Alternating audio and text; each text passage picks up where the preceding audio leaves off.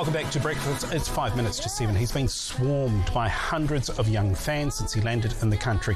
But YouTube star Darren Jason Watkins, known by his more than 33 million subscribers as I Show Speed, has caught the attention of Immigration New Zealand.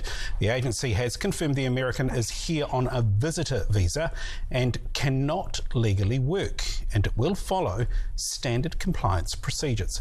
A Breakfast has reached out to Mr. Watkins' representatives and is yet to receive a response. But for more, we're joined by Ankur Sabharwal from Visa Matters. Ankur, welcome to the show. Morning, Dylan. Thanks. Here's the thing. If Mr. Watkins is indeed earning money while he's here, is that a breach of the rules, and how? Yes, he holds a visitor visa which doesn't allow any sort of work in New Zealand. If he's monetizing the videos he's streaming during his travel in New Zealand, in other words, if he's receiving a payment from YouTube for streaming these videos, then he's then he's working in New Zealand, and visitor visa conditions do not allow work. What he needs to do is apply for a work visa before he travels to New Zealand next time. There's a lot of ifs in there. In terms of monetizing, how do you prove that? Well, his YouTube channel appears to be his main source of income.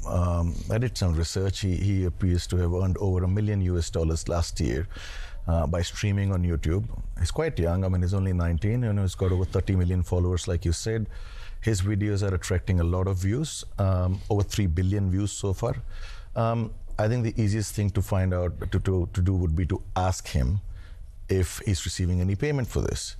I don't know whether INZ would do that or they've done that, but in any way, INZ is actually not required to prove anything here. If they feel that he's breaching his visa conditions by working in this country while he holds a visitor visa which doesn't allow work, then they could simply serve him a deportation liability notice. Now, as I mentioned, we've reached out to Mr. Watkins and his team, and we haven't heard from him yet.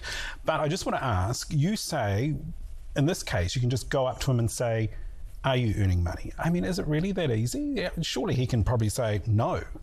I mean, it seems to be his main form of work. Another thing I observed on his YouTube page, for example, a couple of videos he's posted in New Zealand. You can actually see that he's got links there where he's selling merchandise. That clearly proves that he's trying to monetize those videos. There's nothing wrong in it. It's just that he doesn't hold the right kind of visa to do that. Okay. Immigration New Zealand says it will follow standard compliance procedures. Some big words there. I mean, what does that mean? What does that look like? When someone's breaching their visa conditions, INZ has the choice to decide whether they want to investigate it further or they just simply want to serve them a deportation liability notice.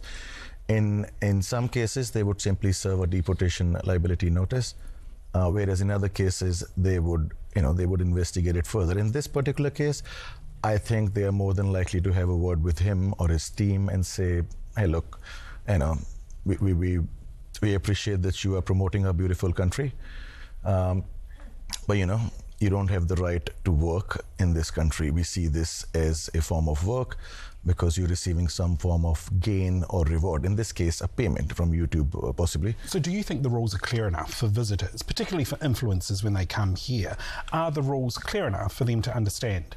I mean, work is defined as undertaking any activity for a gain or reward, which includes payment. So I think it's clear from that point of view, but INZ could add more examples on its website for what it sees, like work. For example, in some cases, people travel here as visitors, but they're still checking their emails, responding to some emails. So technically, INZ could say, look, that's remote work. But do we really want to get into that sort of a mess? This is a country, famous for tourism.